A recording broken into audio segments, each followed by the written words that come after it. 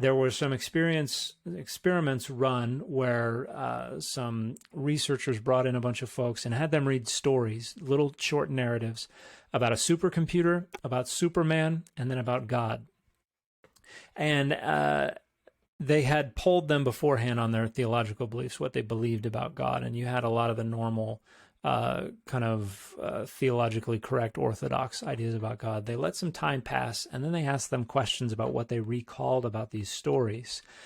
And overwhelmingly, the people answered these questions in a way that reflected a conceptualization of God as human-sized, human-shaped, material, located in a specific point in place and time.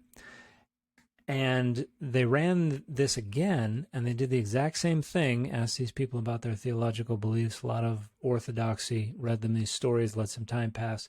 But then before they asked them the questions again, they reminded them of their answers, so that now it was on their mind what was supposed to be theologically correct.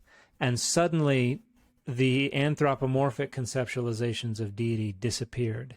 And now they talked about how they recalled these stories using a very orthodox conceptualization of God.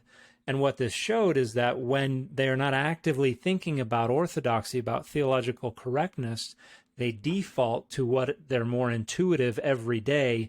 This is how my brain has me think about God when I'm not thinking about how I'm supposed to be thinking about God. Right. And it is thoroughly anthropomorphic and material and all those things. So that's how sometimes religious people tell on themselves regarding how they think about God. Another set of experiments was run in a few different countries by a few different researchers, where they were looking at how people understood how certain things were created. So they showed people photographs of things like the Earth, Mount Everest, a continent.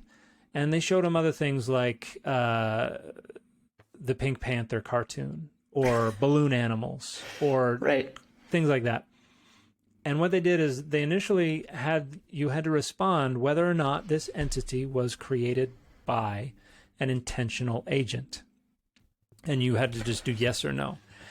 And they were looking specifically for people who identified as atheists, or people who were like physical scientists and things like that.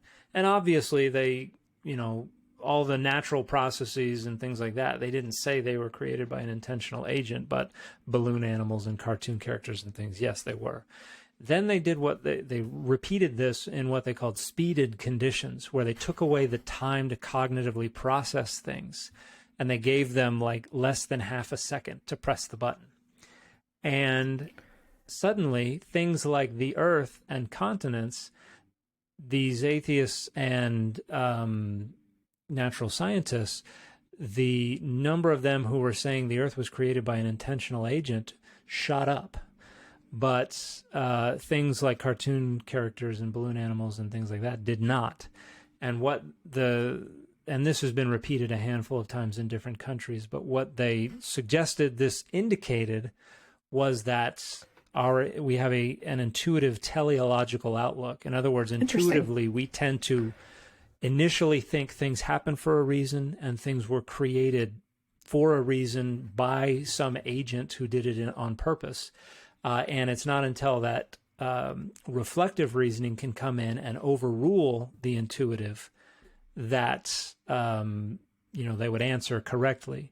And so basically it was showing even physical scientists, people who identify as vehement atheists, intuitively, they're still thinking about the world around them the way a religious person would intuitively think about the world around them, because that's just a part of being human.